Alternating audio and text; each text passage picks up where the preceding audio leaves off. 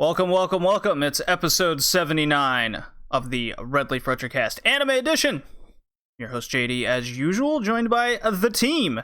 Tori and Hickey are here. We're talking Appleseed at the back end of the cast. A really simple cast, if I do say so myself. How are you guys doing? I'm doing great. Absolutely wonderful. We only spoke like an hour previous to the cast all about just gushing over Ghost of Tsushima. yeah, I basically ended up joining VC here really fucking early just because, I was playing Ghost of Tsushima, and I was like, you know what? I know I'm just going to lose track of time, so I'm just going to drop in VC so that I'll be here when we actually start. So I was just sitting here and I was playing, and I'm having a lot of fun. The game is just so much fun. I don't understand a lot of the criticism I see on Twitter, but then again, it is Twitter, so it makes sense. And yeah, I understand why. I understand why criticism exists for the game, but I don't. But I'll never understand why people tend to go in the directions they do. Mostly just because humans are crazy, I guess. I guess so, but I mean, it's just Twitter exacerbates that a lot. Like, again, don't get me wrong, the game isn't flawless. But It's like the sort of things I see like being referenced on Twitter and shit like that. It's just like that has nothing to do with anything, right? And as we were discussing previously, Hickey, how you doing? By the way, I am doing. You're also here. He doesn't have a PS4. It doesn't matter. No, I don't have a PS4, so I'm not playing Ghost of Tsushima. I'm sorry if the PS4 costs like $5,000 here, and like I'm not buying that. Yeah, no way I'm buying a PS4. Well, one of my friends have, so I might as well just do a trade. I buy the game so I can play with his PS4, and then once I'm finished, I would give him back. Something along those lines. Trade. Yep, it's a rent. It's a rent kind of stuff because they do that. But I am not having a lot of fun. There's a lot of work to be done this past couple of weeks, but I'll survive. Famous last words. I'll survive. Well, work's been going well for me, but more importantly, more Ghost of Tsushima, because that's really what this podcast is about today. Apparently it is, yeah. It was my most anticipated game of the year. I'm about 4 hours into it already, myself. Yeah, I played. I haven't done too much of the main quest. I still have 2 more quests to do in Act 1. I've just been messing around with side stuff and just upgrading character and walking around having so much fun. But yeah, I basically played the game for 7 hours on release day, and I played for another 2 hours today. That's I'm enjoying the game a lot. Yeah, it's everything that's I was anticipating with the game. It's delivering. The camera's a little wonky. We'll get more into that on the Modern Gamecast when that comes out in August, of course. But Tori, this was your... I don't recall... I guess Persona 5 was the last game you got super excited for. I don't recall a game before that. Yeah, me neither. It's not often that I get excited for games. I don't play too many games anymore. So, Persona, because I love the Persona series. Have ever since I played P4G. When Black played P3, love that, and whatnot. So yeah, when P5 dropped and Persona 5 Royale, absolutely excited for that. And now Ghost of Tsushima because, it's Sucker Punch. And while I haven't played all of Sucker Punch's games, which admittedly are many, I grew up with the Sly Cooper series, and that is one of my favorite game series of all time. So yeah, when I saw they were doing Ghost of Tsushima, I jumped out of my chair and started screaming, and people were very annoyed at me. 7 years ago. Yep. But now the game is finally here, and I can sit there and I can safely say, you know what? I'm satisfied with what they put out. I think it's a good game. I'm not big on open world style games normally, but I'm having fun with this one. I feel like exploring is nice. I enjoy, at least as of right now, I enjoy going around, just doing random stuff, side missions, upgrading characters, slaughtering Mongols, the normal. What every game should aspire to. Wish I had a drop for that right now. Well, you could have made one before we started, but should have made one. That's you know what? Next cast, I will have a goddamn Mongolians drop.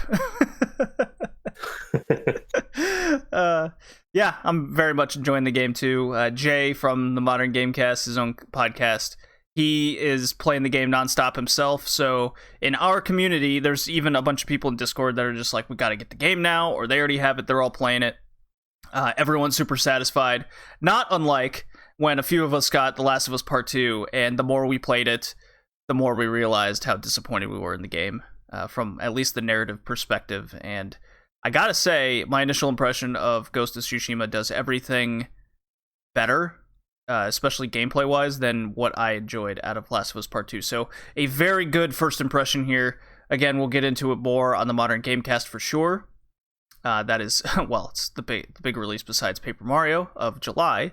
And I encourage everyone to go check out the redleafretrocast.blogspot.com for... It's our own little website we started, a little blog spot. So we got a whole list of the anime we've reviewed on the podcast in the past. You can check out all the other content we put out, retro gaming, modern gaming, wrestling, if you're into that, like the nerd I am. I pump out way too much for my own good, probably. But anyways, what else have you guys been doing? I started also playing a little Paper Mario, and I gotta say, I quite enjoy that game as well. What else have you guys been up to? I've been telling myself that I should get back on the grind of making videos, and then Ghost of Tsushima dropped, and yeah. That's... You know what, Tori? If you do a review on Ghost of Tsushima, I will plug the video on the website, as I probably should with all your videos, actually, now that I think about it. And I'm going to put you on the spot. If you do a review, can I incorporate that audio of yours from YouTube onto the Modern Game podcast next month? Well, the problem is just I don't think I would make it in time anyways. Right? Because, yeah. Well, how about I just interview you? Sure, you could do that, yeah. All right, there, we got a plan. So a lot of Ghost of Tsushima talk for August Modern Gamecast. Look forward to that. Special guest Tori. There's me. I'm still playing Yakuza 0. That game is also very fun. Yeah, Yakuza is a good game series. Yay, Yakuza! Now I'm doing what I usually do in those games. I'm ignoring the story and I'm just playing the real estate battle royale. Good, man. That's all I've been doing for the past 20 hours of game. Yeah. It's like, oh no, everyone is hunting me in Caramucho. Let me just go buy this store and punch this nerd. Like, yeah. Hickey, you do know that the people... Oh, no, that's construction. My bad. That's later. I was mixing up the real estate with the construction. Anyways, yeah, New Japan Pro Wrestlers and Legends are in the construction part of... I think it's Yakuza 2, actually? Oh, nice. I mean, I guess they evolved from the porn stars. That's good. Well, I mean, you know why? I think I still prefer the porn stars because from time to time I recognize them in the game. Oh no! Oh yeah. It's like, oh, I know this name. Oh, teenage years coming back. I don't like this. Me and Hickey has also been picking up playing some Apex because, absolutely nothing to do with VTubers or anything like that. Definitely not. No. Whatsoever. You didn't talk about VTubers extensively in the previous podcast. No, you didn't do that at all. It's fine. No. I don't know what you're talking about. He finally dragged someone with him in the hole. He was very proud of it. I did. The funny thing is, I didn't even do anything. The last time we talked to him, he was very annoyed at us for talking about virtual YouTubers in general. And then literally the next time I talk about it, I was like, so yeah, I've been watching VTuber clips. And I'm like, and go on. Yeah, it's been really crazy, really fun. No, you don't say. It's the quarantine, man. The times are weird. Yeah. Those are confusing times we live in. I mean, I'm just going to go ahead and say this. Like, if you watch any of those clips, if you don't want any more, be sure to let YouTube know, because YouTube is kind of crazy about its recommendations, because the same thing happened to me. The moment I first clicked on one of those recommended videos of a VTuber doing anything, Ever since, YouTube has just been like, I see, you want more, huh? More. All the time. This is the only way it works. Yeah. Now I'm just going absolutely crazy with the recommendations. It's like, why doesn't it do it for anything else? A bit weird about it. Yeah, but why doesn't it do this for anything else? There are three things you should avoid on YouTube while no one is actually going to fucking work at Google.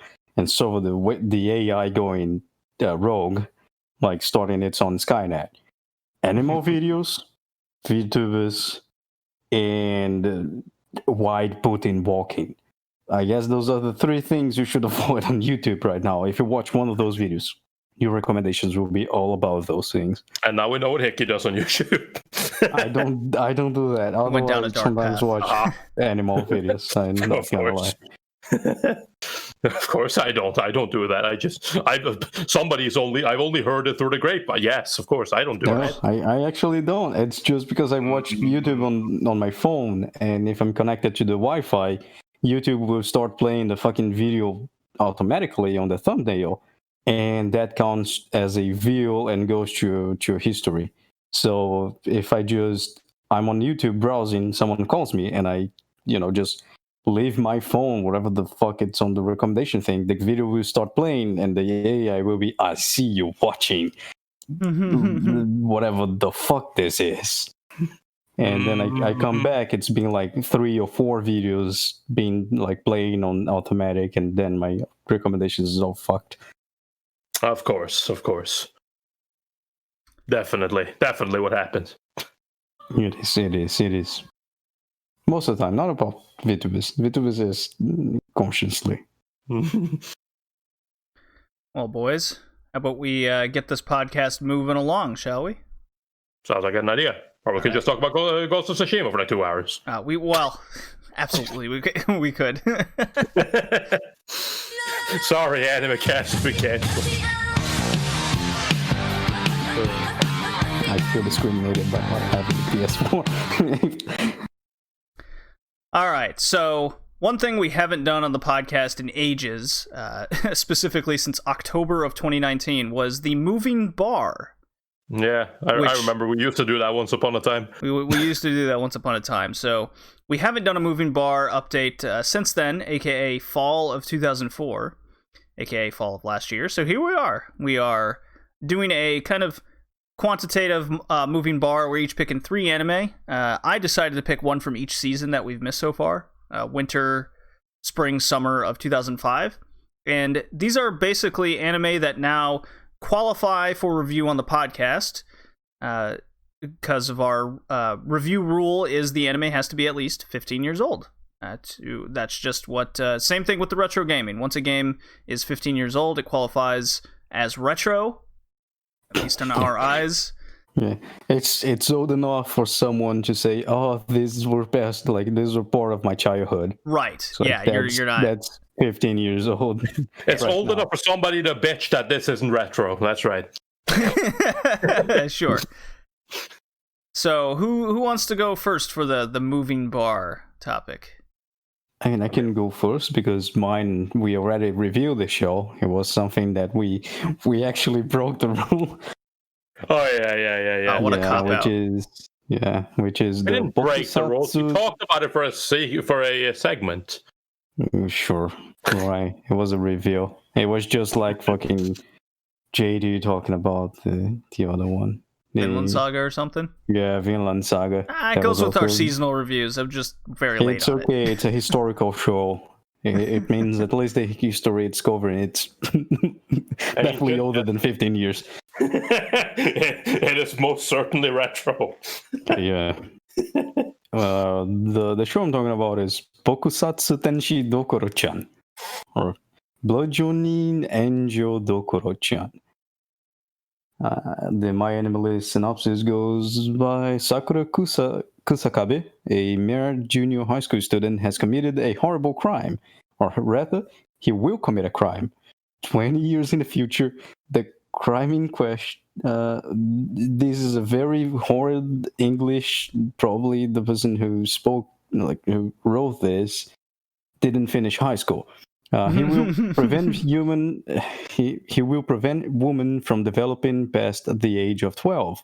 with immortality as an unintended side effect. I like that the immortality is the unintended side effect of making everyone become a lolly. As a result, the angel Dokuro Mitsukai sent from the future as an assassin, armed with a magical spiked bat named Excalibur. However, rather than killing him, Dokuro wants to take a different approach. She resolves to be a constant nuisance to Sakura and attempt to prevent... What? No, that's wrong. Sorry, I'm going to do some reviewing of the synopsis. However, rather than killing him, Dokuro wants to take a different approach. Dokuro actually falls in love with the guy, and now it's just a love-hate relationship of assassin trying to not kill her beloved one. Which means it always ends with the guy being brutally murdered and then revived by Dokuro-chan. That's basically the anime. Yeah, 4 episodes. It's an OVA. If I remember very correctly, fun. we reviewed that anime kind of in conjunction with Golden Boy way back in episode, I guess that was like 6 or something. Way back at the start. It was a while ago. It was a long time ago, yes. So we have now existed long enough for that to be considered retro, so all mistakes have been rectified. Yep. So now you can go back and watch that. Now you can go listen to that cast and not feel so bad about it. You should re-release it just to make it less awkward. Oh, that would be really funny. We just throw it into a new episode now. Just clip it out. And the next OVA episode we do, we just clip that part out and just glue together in the new one. Oh, brilliant idea. It's like, hey guys, you guys want to take a month off from the podcast? I got an idea. All right, I'll go next. So from winter 2005, I've only ever seen 2 anime from the season, so I'm actually going to highlight Xenosaga the animation. Okay? And I never got to play past the first game on the PS2. And what this anime is the year is TC 4767. 4,000 years have passed since humanity abandoned its birthplace, Earth. Beset by the hostile alien Gnosis, mankind is now scrambling to find ways to defeat the threat to their existence. The development of KOS-MOS, a specialized android with amazing capabilities, by Vector Engineer Shion Uzuki, was one response to the threat. But when their ship is destroyed by the Gnosis, Shion and her companions find themselves thrust into the middle of a battle with no clear sides. Kind of, this synopsis reminds me of the, what's that Netflix anime called? Shit. What, you guys know what I'm talking about with the aliens, and it's very CG heavy? No, I don't watch like the Netflix stuff. Any other? I can't. The name is slipping me, but it reminds me of that anime with that synopsis. I've always been intrigued because the PS2 games is a host of a series, and I would be interested in seeing how the anime adaptation would translate. Maybe it's probably badly. Oh, I would imagine it's not great, but I wonder if it fills in the story, because it's among that time when at least in the PS2 era, that video games and anime were kind of going hand in hand. Hack is a good example of that. I believe X is another series along those lines. What's the name of the Star Ocean has an anime adaptation, so the list kind of goes on with those.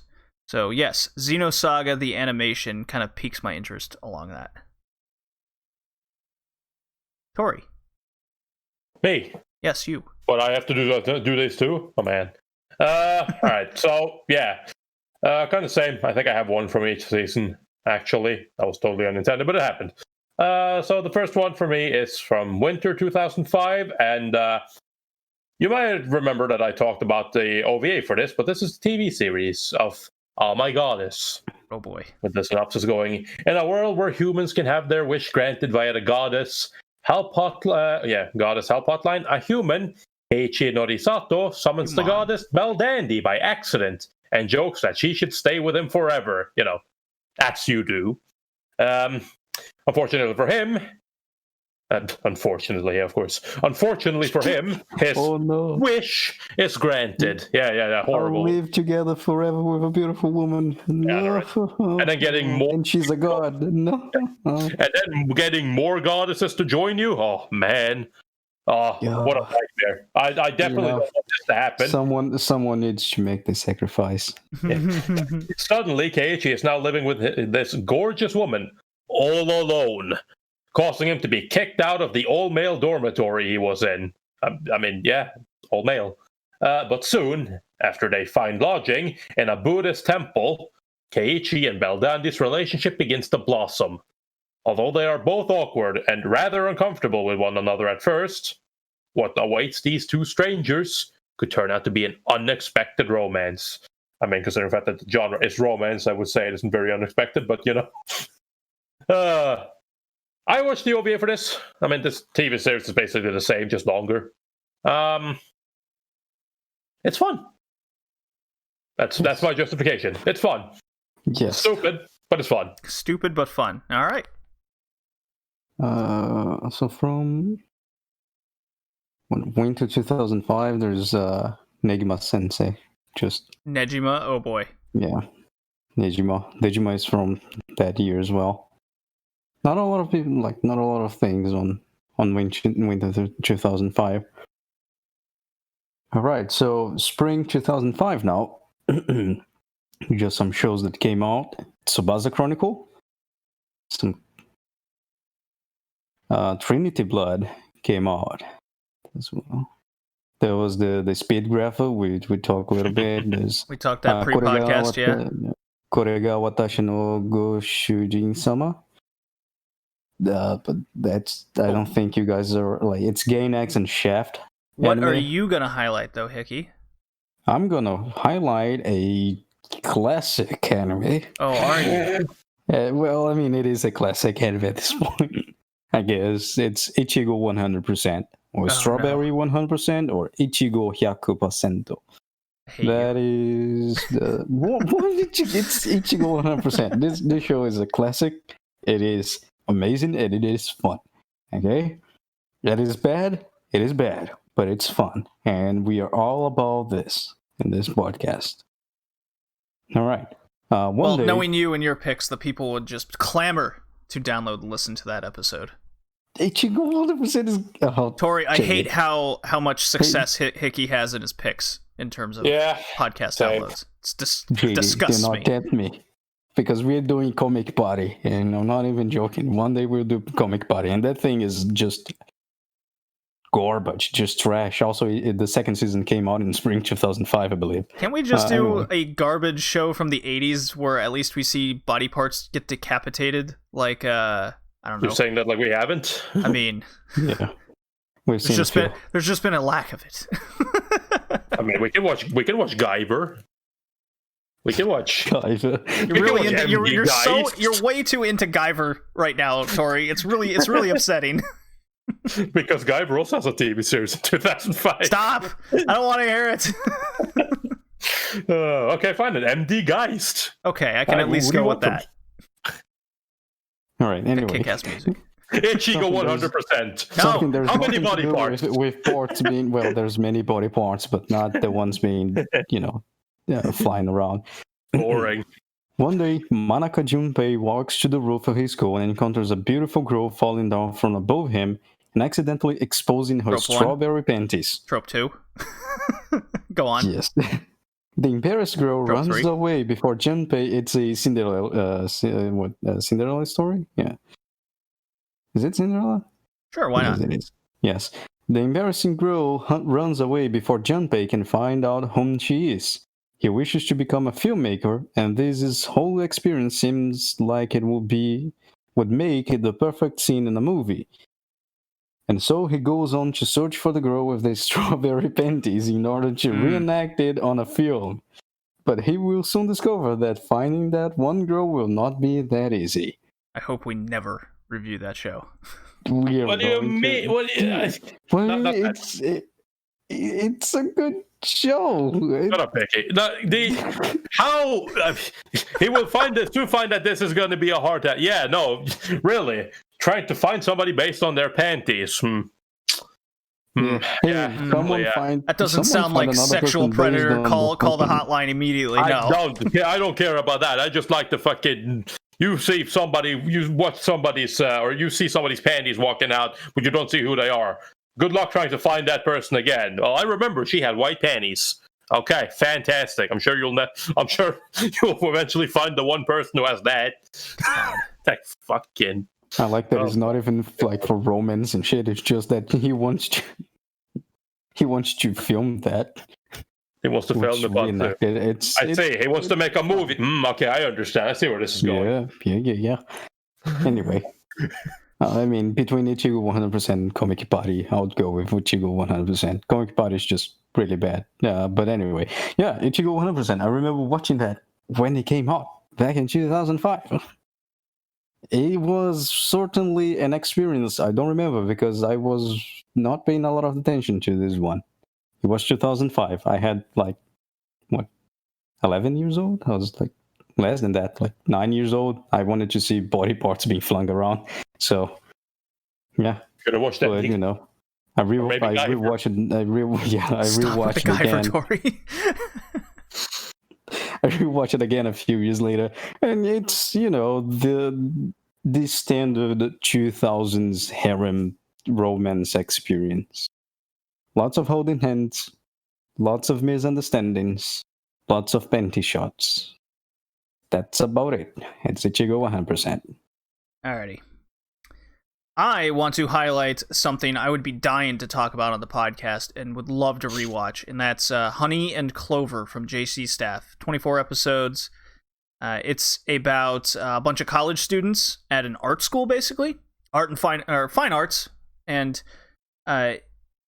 basically, it more or less focuses around a guy named Shinobu Morita. And no, it's about two seniors around that time, and they kind of go about their college life, and they have a lot of angst to what they need to do in life, finding themselves, interact with their other art college students. There's a love story involved. It's a very heartwarming slice of life show. It's made by the same person that did Sangatsu no Lion, which I'm a huge fan of. So this would definitely be something I would be very much looking forward to covering on the podcast in the future. And if anybody out there would want us to do that, this would be top of the list over Ichigo 100%. Come on, man.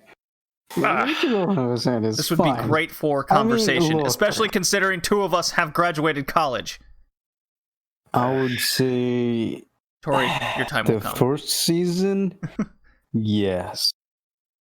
The second season, no. See, I haven't seen the second season at You all. haven't seen the second season? No, been meaning to do that. Regardless, the first season was very impactful. The first season is good. The first season is quite good. Yes. I won't spoil anything. It's not the second season is not bad, by the way. It's just decisions were made. Sure. Yeah, it's taste. By the end of the thing, the second season is more about taste. Mm-hmm. Tori, what say you, sir? Well, you see, up next, we have a show that I would definitely vouch for way before I ever set foot into Hachimitsu no Clover. Oh, got something to say about Honey and Clover? You're not a fan? I mean, I haven't seen it. Oh, okay. Well. But I did watch Sangatsu no Lion. Oh. And I did not like it. Oh. So, there's that. But there instead, is that. That does contribute to why you wouldn't be very excited about learning about the pottery and love life of one with pots. Clearly what Honey and Clover is about. When instead you can pick a show from spring 2005 that is called Eureka 7. I hate you. Wait, you're highlighting a mech anime? I am, actually. Oh. Eureka 7 is an anime that I've been meaning to watch since I got into anime because, back when I got in, that was still around the time when people used to say you had to watch certain shows. Sure. And this was one of them. It does come up a lot with people's recommendations list. Yeah, but I never. It's one of the few that I ignored for one reason or another. I'm not entirely sure why, but, probably because you don't like mecha shows? I mean, it's a teenage angst mecha type show. It's sounds exactly like my thing. Yeah. We'll see. It's like 50 episodes long. The synopsis goes, in the backwater town of Belforest lives a 14-year-old boy named Renton Thurston. What a name. Sure. He desires to leave his home behind and join the mercenary group known as Gecko State. It's like an air surfing mech thing. Gecko State. Hoping to find some adventure to brighten up his mundane life. As you do. Gotta go and kill shit. That makes stuff fun. Yeah, sure. However, stuck between his grandfather's insistence to become a mechanic like him and the pressure of his deceased father's legacy, the only excitement Renton finds is in his pastime of riding with the Trapper wave. It's riding the air, basically. No, I know. I'm just trying to figure out what the fuck this word is. But okay. Tripar, wave particles that are dispersed throughout the air. An activity akin to surfing. Surfing the air. Surfing the air. Everything changes when an... And then the mechs also surf the air. Yeah. I also just love whenever that happens in any fucking synopsis. It always gets it. And then everything changes. And then everything changes and their life turns upside down. A girl falls from the sky. A girl jumps into his life and life will never be the same. Because he saw her strawberry bitch. Shut the fuck up, Nicky. Oh my god. Yeah, everything changes when an unknown object crashes through Renton's garage. Discovered to be a light-finding operation, a robot capable of riding the Trapper waves, specifically known as the Nirvash Type 0. The pilot is a young girl named Eureka, a member of the Gecko State, who requests a tune-up for the Nirvash. Yeah, they pronounce it Eureka in the show. I hate it. Yeah, I don't give a shit. Their meeting sparks the beginning of Renton's involvement with the Gecko State as he takes off alongside Eureka as the co-pilot of the Nirvash. And this is why you don't bring names like this into synopsis. Fuck reading that. Yeah, a lot of people like that show. A lot of people have nostalgia for the show at this point. It definitely qualifies as retro in a lot of people's eyes. Mm-hmm. And yeah, it's 15 years old now. Hard to believe. So if you want us to watch that one and talk about it, then, we'll watch it. We'll probably talk about it. I would assume. Yeah, I didn't hate the show at first. What did I give this? What did I give the show a score? Because I watched it many years ago. I give it a plan to watch out of 50. I have it currently at a 6. Ooh. I wonder what would happen in a rewatch, knowing I know how it ends, and I would just be. Oof. Just the greatest anime of all time. No, I remember the more and more I watched the show, the more I was just incredibly annoyed with the characters, and especially the main character and how it ends. And yeah, it's not high on my list. if my anticipation speaks volumes for that. Hickey, take us along to our last 3. Last one, mine. It's from summer 2005, and was a very interesting series, very interesting season as well. Shuffle came out, first season of Shuffle. Ichigo Mashimoto came out, and you guys probably never watched it, but you've seen at least one image of it, which is like the little kid with the horse mask. It's from that show. Yes. I have, but I've also seen, not the show, but I've also seen an entire video about it. I think I've seen enough. Nice. Gun X Sword. Very interesting show. There's more da couple and I realized according to my anime list, I have only seen one show from this season. That's Should change that. That would be Early 2000s was that would be great. Full Metal dude. Panic 1, second 2, raid. 3, 4, 5, 6. 6. But this was also a time in my life I was gearing up to move to Germany. So I wasn't, and also all these anime weren't on TV in the United States. Many of them would come later, and didn't really have internet at this point in my life either. Wow. Anyway, the show I'm going to highlight from summer 2005. I don't think we will review this show, but it's definitely something everyone should watch. Oh, It's a very little charming 12-episode show called Kamichu. It passes its setting in its 1980s inland Japan, a very, very, very calm city called Onomichi, and it's the story of Yuri Hitsubashi. One day, she comes to school and she's just lunching with her friends. Then she tells them she became a goddess. They never explain why, how. She just became a goddess one day. And one of her friends just like makes fun of her because her family runs a shrine. But no one has any interest in going to the shrine in the city. It's a very small city, so they're going bankrupt. And the friend just says, "Oh, you're just joking. You're just trying to attract people to your shrine." But no, she actually became a goddess, and she just doesn't know how to control her powers. And I think the name is Kamichu because if she sneezes, her powers just act up and some weird shit happens. It seems kind of out of the box. I'm just going to say that's probably not that is definitely not the most interesting thing that's happened in Onomichi. I think the most impressive thing that happened there was when the Dragon of Dojima showed up years later.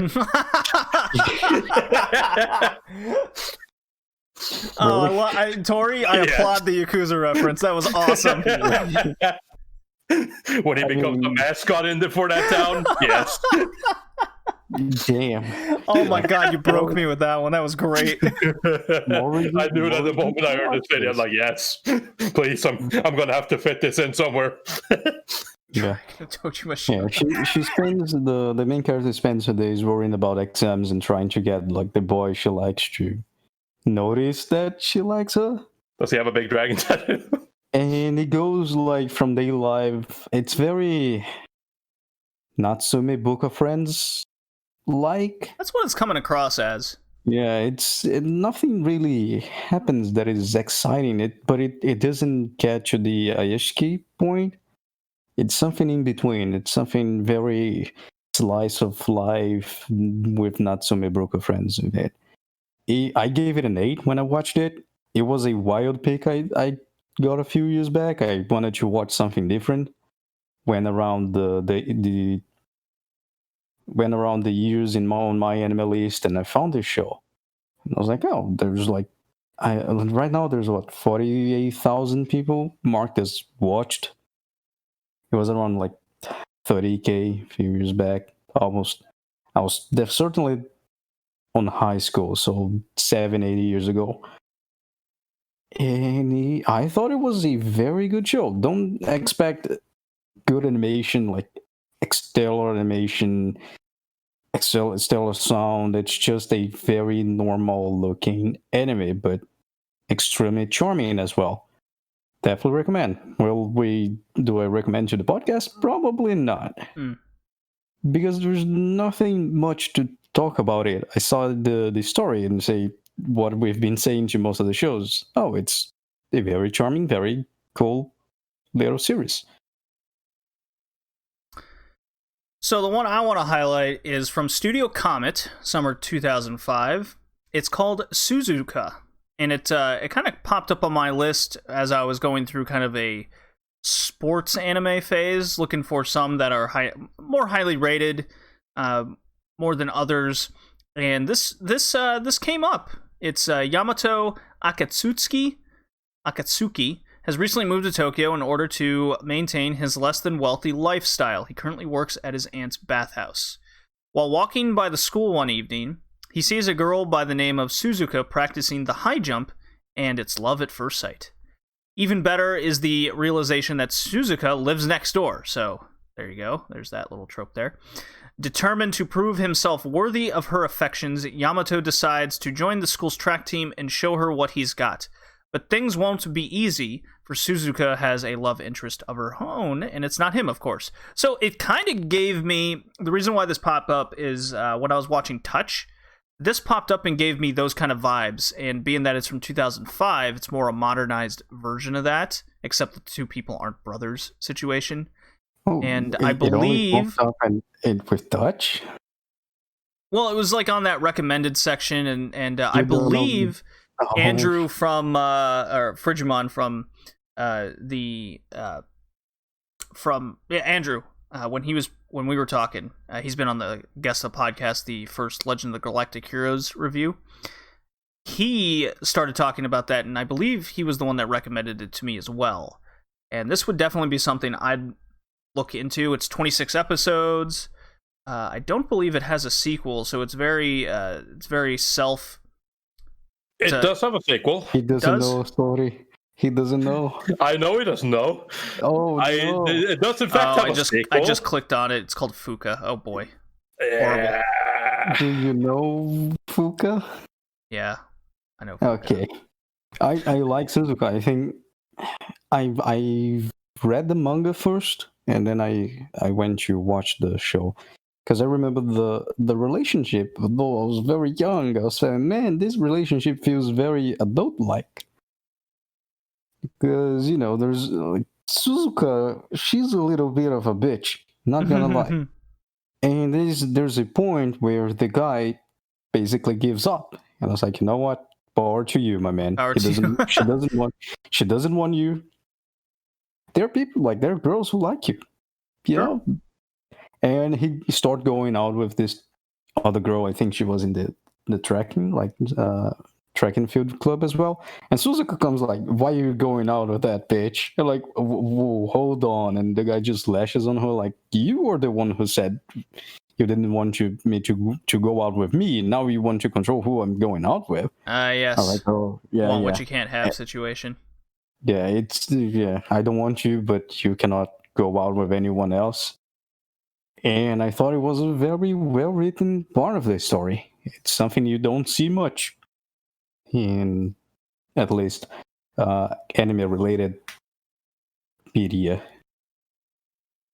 So there you go. Yeah, it's definitely something I'm interested in pursuing. Maybe we cover it on the cast, maybe we don't. It's all up to you guys.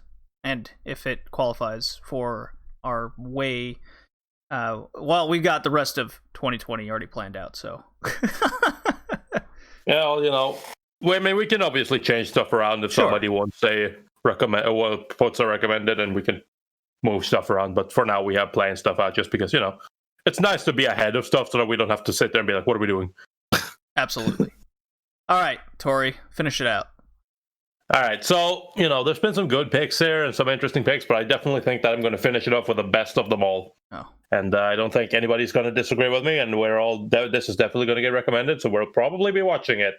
And that is the 2005 summer OVA, one episode by WoW World, based on a visual novel. It's 19 minutes, sci-fi horror. Rating R 17 plus for profanity and violence. Okay, I feel you so far. It's called Mars of Destruction. What is the score? God, you didn't say Guyver. It's called Mars of Destruction. The MAL score, as rated by 32,164 users, is a 2.27. Just to point out that the OVA of Saikano came out at the same time as well. No. Just saying, another love song. It rates a 7.12. So shut up, Icky. Anyways, the synopsis goes on like this. Several months after a probe returning from Mars burns up during re-entry, strange creatures dubbed Ancients begin to appear throughout Tokyo. Aggressive and dangerous, they cannot be killed by ordinary weapons.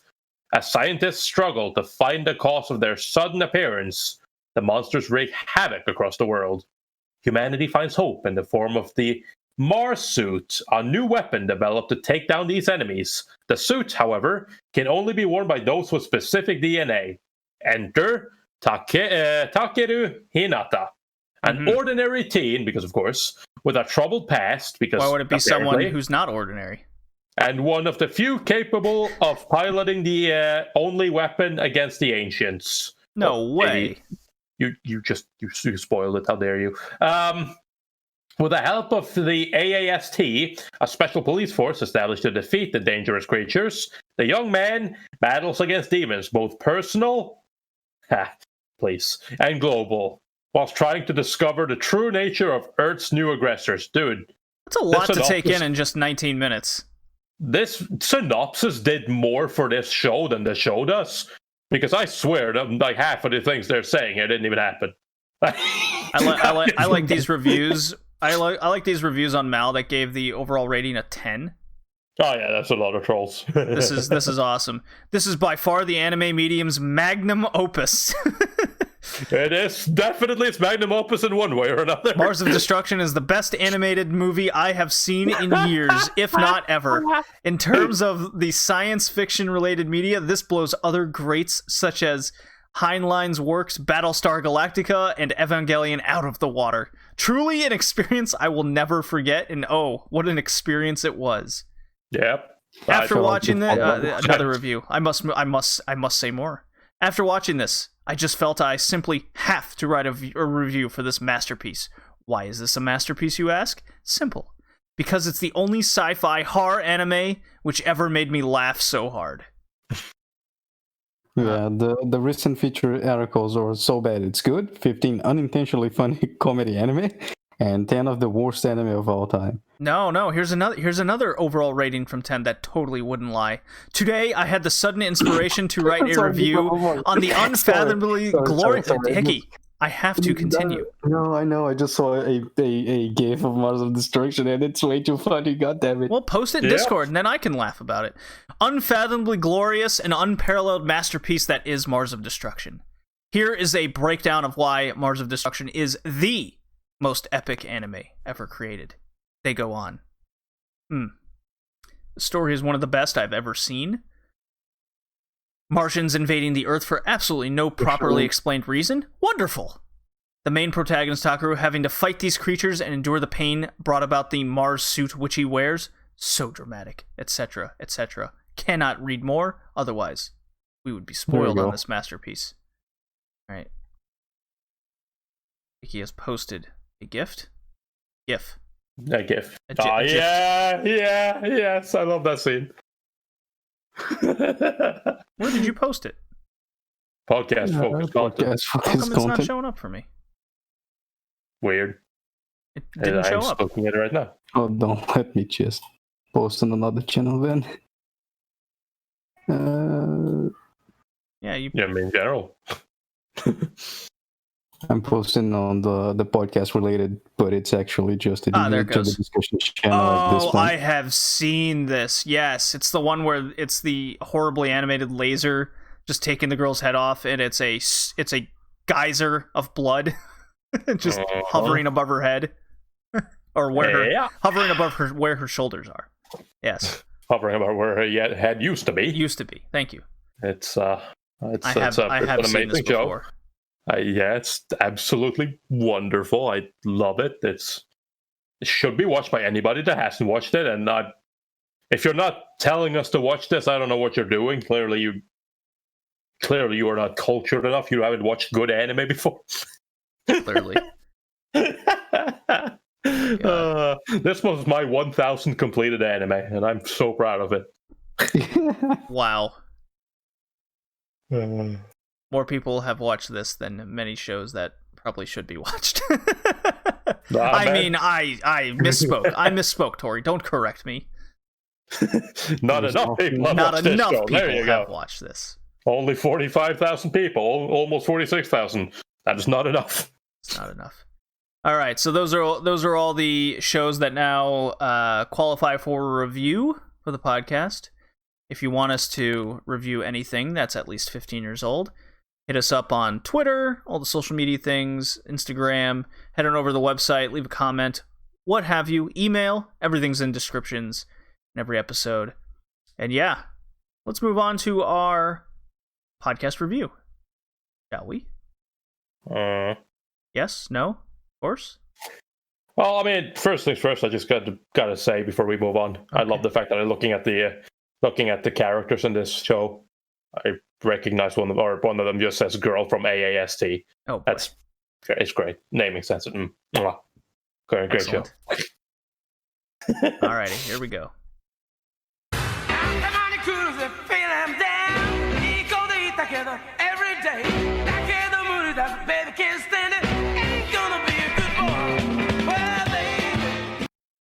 Alright, anime we are reviewing today is Appleseed. Woo! It is by Studio Gainax. It's an OVA that spans just over an hour at 67 minutes long. It is from April 21st, 1988. And if you don't know Gainax, we've also covered Gunbuster, His and Her Circumstance, Evangelion on this podcast prior. The director is Kazuyoshi Katayama, also director of The Big O, which I'm sure many listeners that were involved in the Toonami block. That's one of those animes that was on there. But, more importantly, this is an anime originally created by Masamune Shirow, which we recently reviewed Ghost in the Shell not too long ago, and we've done New Dominion Tank Police. So this is in that same realm, at least in the Dominion Tank Police universe. And the summary from Anime Planet goes as follows. After the Third World War, the organization known as the General Management Control Office, GMCO, constructed the city of Olympus, the only place where chaos and anarchy doesn't hold sway.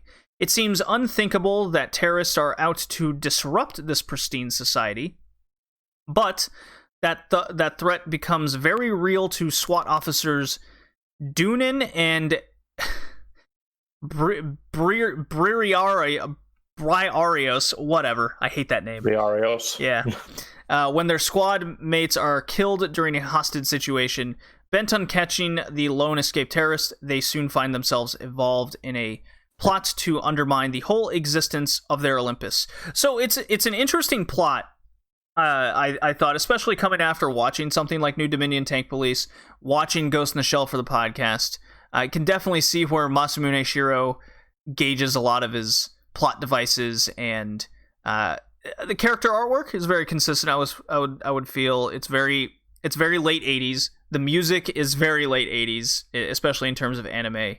The technology is very late 80s. Yeah.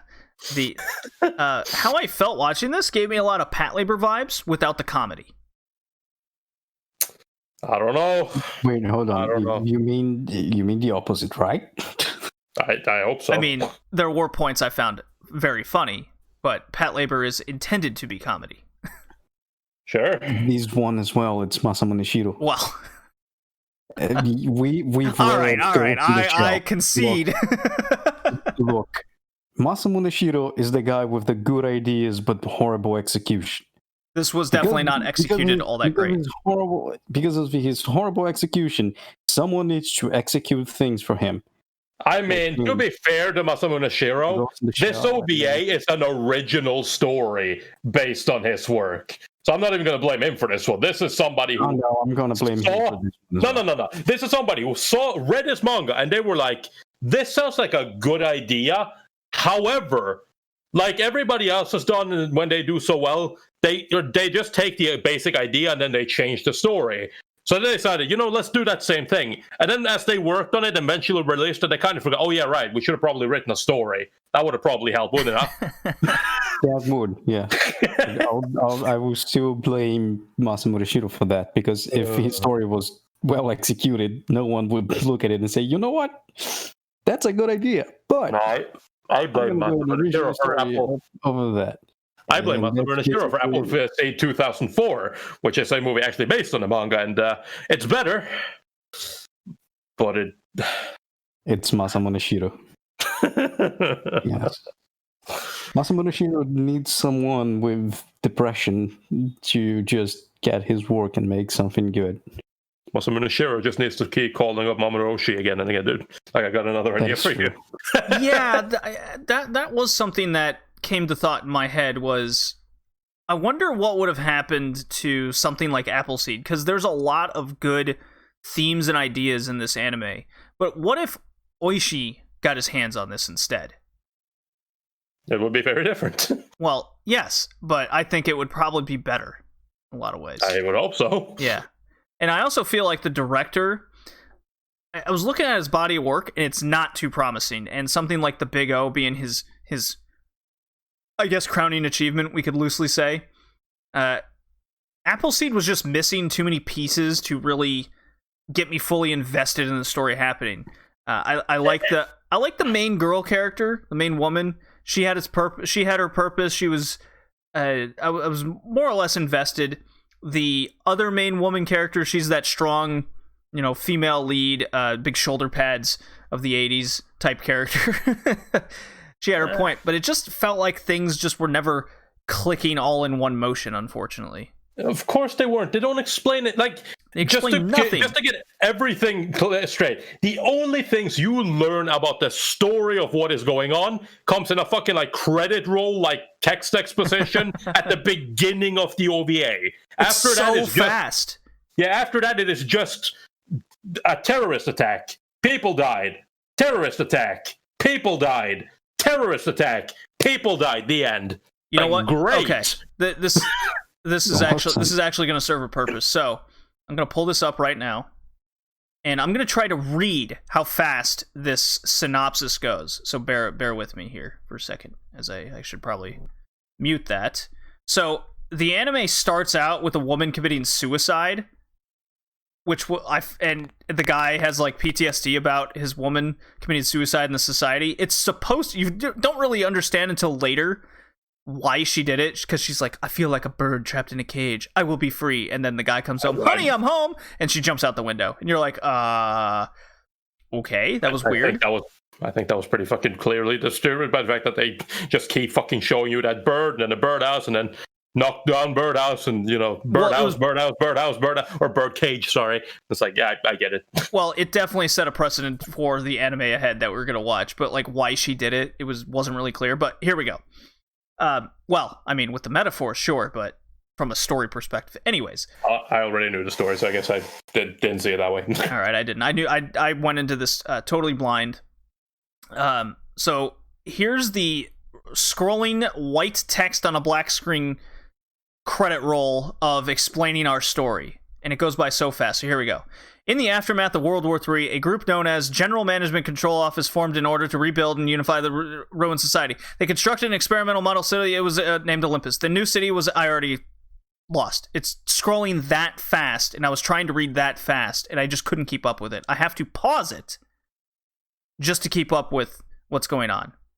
So the biodroids were responsible for all aspects of administration. This experimental city was meant to finally represent all mankind's utopian dreams. Dreams which underestimated the internal human desire for absolute freedom. This is so cryptic and weird that I kind of still don't understand what I'm about to watch. And then it goes, a freedom which for some was still to be gained at any price. It's very strange. I didn't like it. I had to pause it. I had to completely stop what I was watching. Big negative there already, just to start off the show. And that's in the first...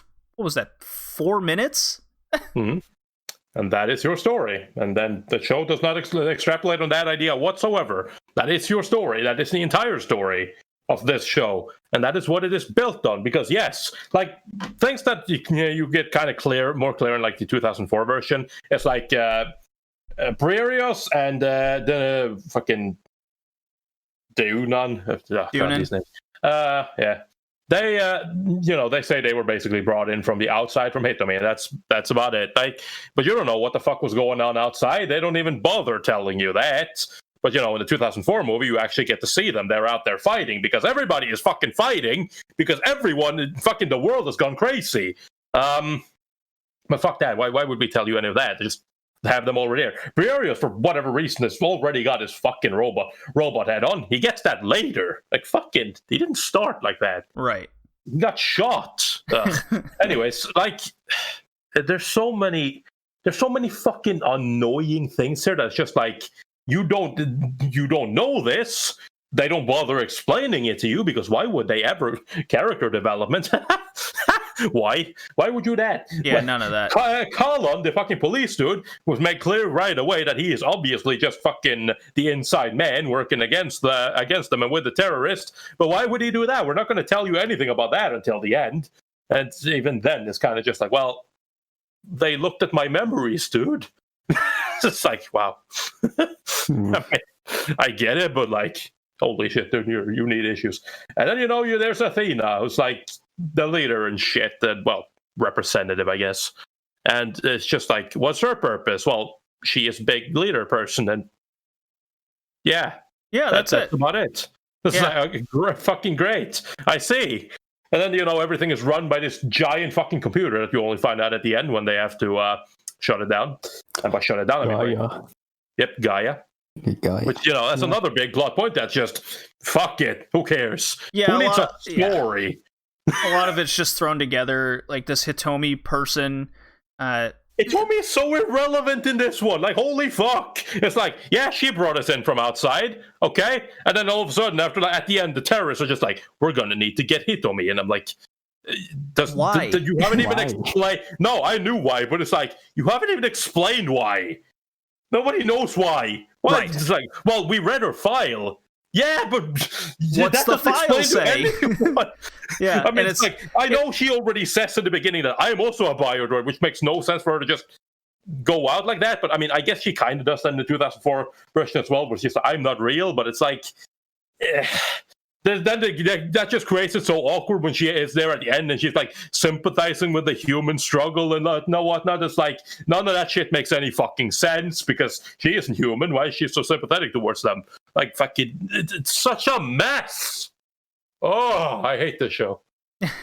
Yeah, you know what? I'm going to drop it down a score. It's just like the author. I know. I just dropped mine down a score too. The terrorists was like, no, we need they want you to substitute the humans on Earth, and Athena's like, dude, we were created to serve the humans. Why the fuck would we want to do that? I was like, well, I don't know. I guess you and the terrorists should just sit down and talk. I guess.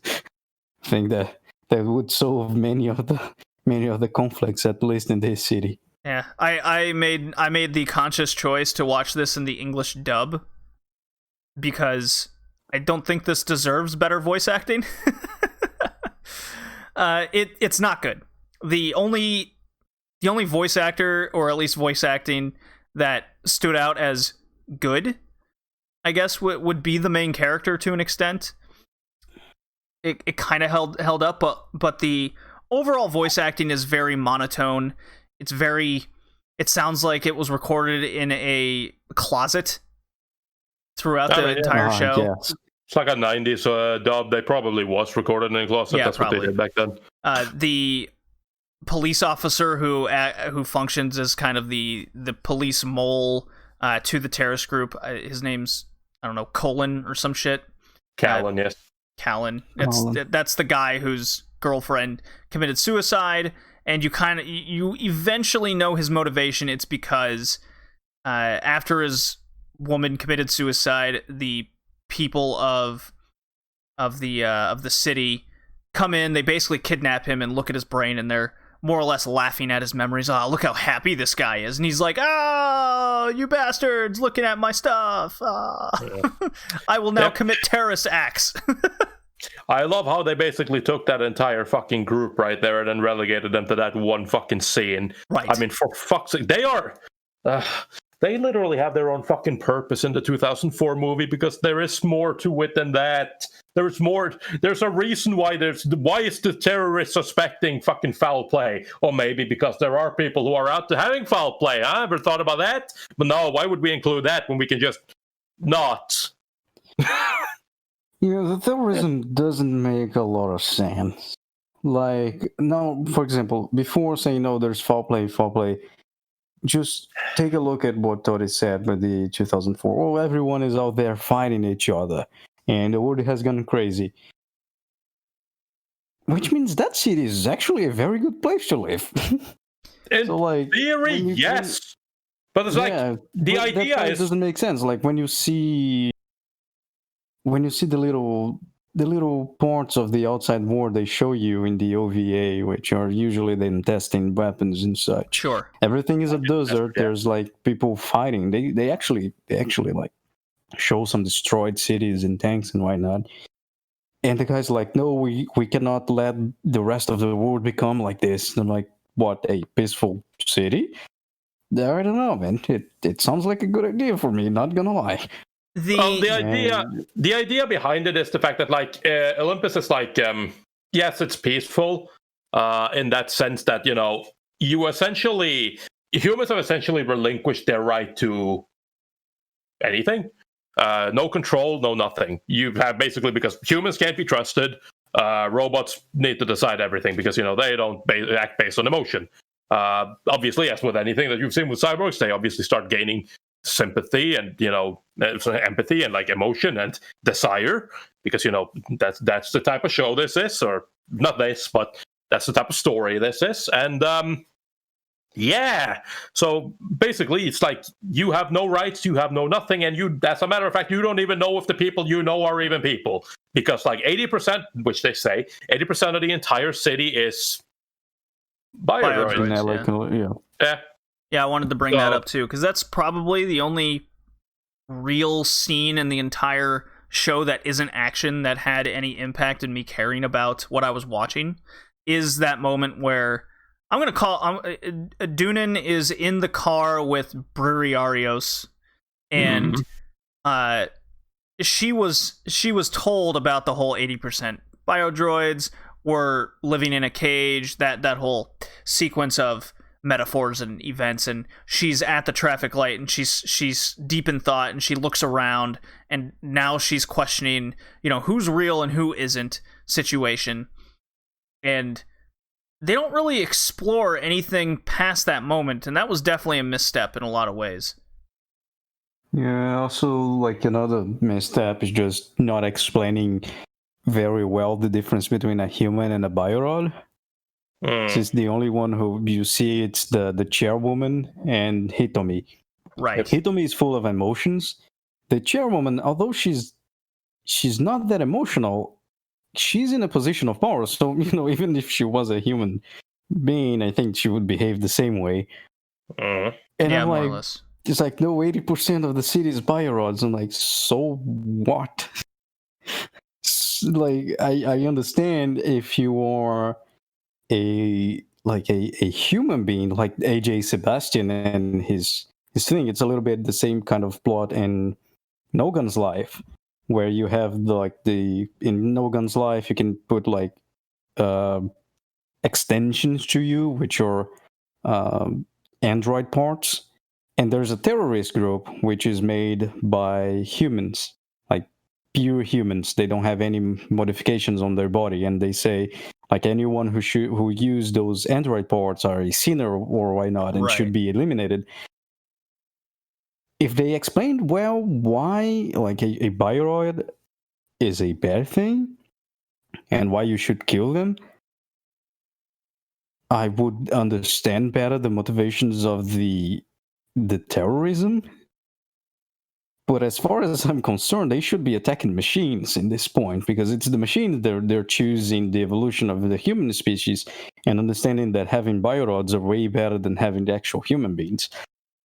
So like, since it wasn't very well explained, and even in this scene that made JD cares a little bit for the series, for me was like, yeah, well, good for them. They were born in a fucking glass tank. Cool. I guess that sucks, but hey, I guess life sucks. And it was a little bit bad. Not gonna lie, the impact wasn't there, because I didn't know the difference between a biorod and a human being, and also you cannot know the difference unless if you're specifically told. Yeah, if you're specifically told, or if they are in a position of power. It's a major disconnect in how you're supposed to follow along the story and why you're supposed to care, which is really unfortunate because the action scenes, the music, the character art are all things I'm very much for and a sucker for of the 80s. I'm very much on record saying as much. So I went into Appleseed with, I guess, a positive anticipation for what I was about to see, because I do like New Dominion Tank Police. I do like Ghost in the Shell. I do like this just in general 80s way of doing things. And coming out of Appleseed, I go, great, I watched something for an hour. Okay. I don't feel anything about it. I don't feel that I watched something that I really could sink my teeth into and come out wanting more. I don't feel like I want to watch the sequels. I don't feel like I want to watch the alternative versions of it. And that's very unfortunate. No, I would say about the music. It feels like there's only one. Yeah, one BGM playing through. Yeah. It doesn't matter. Also, the sound engineering of this anime. JD watching the dub, but the Japanese version, it is horrible. Yep. Oh, good. Like, so I'm glad it translated perfectly. The act of the acting on itself, it's not that bad, but the background music, it will cut off earlier. It will start off like it was mistimed. So like the characters are still interacting, and then the BGM, like the background music, will start just playing, and then the scene will change. It is. The sound director just messed up real bad in the mixing of this one. I would say though, like JD said, that you didn't feel like going into any of the other. I would not exactly blame him.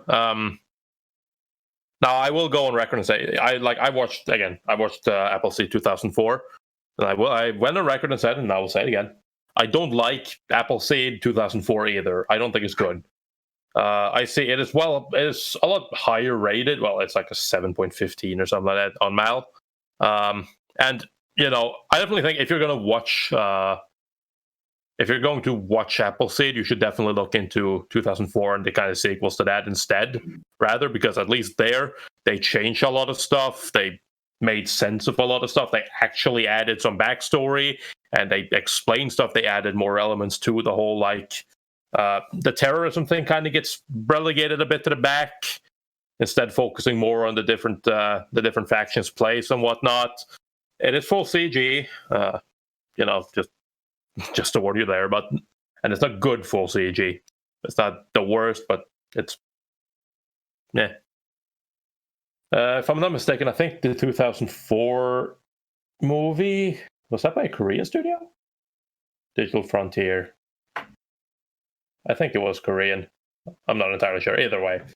So yeah, now if you're going to watch Appleseed, just do the 2004 movie and the sequels then instead, because the 80s version is just there is no reason to watch it. There is nothing there. It's just, hi, look at this cool setting, kinda.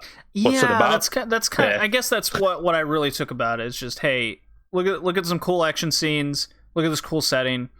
But there's nothing to get invested in, nothing to sink your teeth into. I don't even think the action scenes are particularly cool. I like the giant floating robot thing and how they had to disable it at the end with this very pinpoint specific shot to the system. Like, okay, all right. I guess I felt the action scenes at the very least, at the very minimum. We need to shut it down. Shoot the circuit board. Which one? That one. What do you need me to shoot? Right in the middle. Oh, okay. Let me use your giant 80 shoulder pads as prop. I mean, my right arm is fucked, so I can't hit for shit. How about you shoot? I'm pretty sure you can shoot more accurate with your left hand than I can with my right. No, not an option. Not enough shoulder pads coming into the action, Tori. You don't understand. I guess I did come out making fun of it more than going in. What a failure of a cyborg you are. You can't even fucking shoot a gun. Like, what the fuck? You're telling me you're a fucking robot. You're telling me you can't hold a gun straight? Like, actually? Oh my god. Yeah, I mean, at the end, you were entertained. No. Yeah, I guess I was, yeah. Yeah. I mean, it wasn't because it was quick cool. and It was easy. because it was entertaining. The funniest part I had was just going through like, hey, look at this future tech, and then typewriter. It wasn't. It was an electric typewriter made by IBM. Typewriter. It's and then very weird 80s stuff that happened. And then we have supercomputers, but also fax machines, because fax machines are classic. Hey, I'm using a fax machine at work in 2020 right now. Hey, I'm not. I have a fax machine right next to me. Well, it's not a fax machine; it's a printer and fax machine. That's right. Does two things in 2020. I still send telegrams out because that's how stuff works in law. Ugh. Yeah, I need to pay by letter. I think. Oh. Word or something. Yeah, it's a telegram. My God. I wonder if they still deliver them by horse. That would be fun. I don't think so. I never seen a horse mail carrier. Telegram here. But yeah, you need to like pay by word. It's very annoying. It's like 1 cent. I don't know. But the law requires proper sentence structures. As few words as possible. Yeah, the law requires us to do those kind of things. So what a shitty law. So, just to finish up here, since we're starting to get sidetracked, if I'm to compare this directly to another Shirow anime, such as New Dominion Take Police, which I'm a big fan of, at tops, I would put it at average. So I'm giving it a 5 out of 10. I originally had it at a 6, but the more we talked about it, it definitely dropped a score. So, very unfortunate. I'm very disappointed coming out of this. I was mildly entertained. At the end of the day, it just gets a nice little average score from me. I mean, this is as close as a true Masamune Shirow story that we will get. Yeah. So, like, if you ever read any Masamune Shirow manga and maybe like read Ghost in the Shell and thought, how would Ghost in the Shell feel if it was the original story? I'm pretty sure Appleseed is quite close to what we would get. Very adept response, but less comical than actual Ghost in the Shell. So I also gave it a 5. But I don't know. Like, yeah, you're still questioning it, aren't you? Yeah, so am I. It's only there's only one background music. Story makes 0 sense. Well, it makes some sense, but it's bad written. Although it makes a little bit of sense, you need to pay a little bit of attention, which you won't be able to. You would definitely be questioning your life choices and wanting to do anything else besides watching the show. So, I don't know. Cooking instead. Yeah, I don't know. That one also, that is a questionable thing to do. Or entertaining. I'll stick with a 5. All right. Yeah, that's about it. All right. Well, I mean, I also obviously dropped this show down by 1 score because, I think it deserves it. The more I talked about it, I don't like this show. And the more I talked about it, the more I was flushing my frustrations. I realized that, you know what? I don't actually think I'm being too nice in this show because it is just straight up bad. Like, I am struggling to think of redeeming qualities of this show. Well, drop in another point because it took time away from Ghost of Tsushima for you. No, that's what I played it for 7 hours. That was okay. No. It took time away. No. I'm not petty like that. So yeah, no, I am actually going to give this. I originally had it at a 3, but I'm giving it a 2 because God, this is the worst kind of show because this is just, yes, it's just an hour, but it's a fucking absolute waste of time. It is not fun to watch. They didn't try to make a story out of it. I hate the fact, we went with a original story. What story? Where? Where did you insert this story? Except for, in that little exposition thing at the fucking beginning, which basically just spelled out everything, and then the rest of the 1 hour. No, Tori, it was too fast to read, so you wouldn't even get that much. I mean, you can pause it, but still, it's like you're sitting there fucking if you want to watch Appleseed, watch the first 4 minutes. There you go. There's the story. You're done now. There's nothing to it. Maybe you'll want to skip to the end and see them shut down Gaia. Oh, don't worry about it. You don't know what Gaia is? Don't worry about it. They don't explain that either. So it's not like you would know it by watching it. Imagine getting this in the 80s and having to deal with balls in the VHS, the clunky, oh my god, the clunky ass VHS. Oh, I don't know, man. Listen, this was made for Japanese, obviously. And if I've learned anything by watching VTubers, it's that they are really good at reading fucking things super fast. Imagine being at 2010 and getting this anime and having to deal with the VHS clunkiness. There you go. Now we're talking. But yeah, 2 out of 10. Fuck this show. Don't watch it. Not rave review coming from Appleseed, an 80s classic, supposedly. We definitely say different. It is if you have nostalgia for the show, rewatch, take those rose-colored glasses off. You'll be surprised. So our next anime for review is we're continuing the anime Touch. It's been a hot minute since we raved about part 1. Definitely go back and listen to that one. Watch the first, 24 episodes? Yes. Watch the first, 26, right? 26 episodes? Don't you have it? Anyways. 24, 25, 26 episodes, whatever. We'll have to definitely get that straight before we start the next episode. Watch the first arc. There you go. Watch the first arc of Touch. We're covering arc 2 for the next episode, which gives us up to episode 54. So if you're keeping up with us, look forward to seeing you next time. That's it. Peace. Goodbye.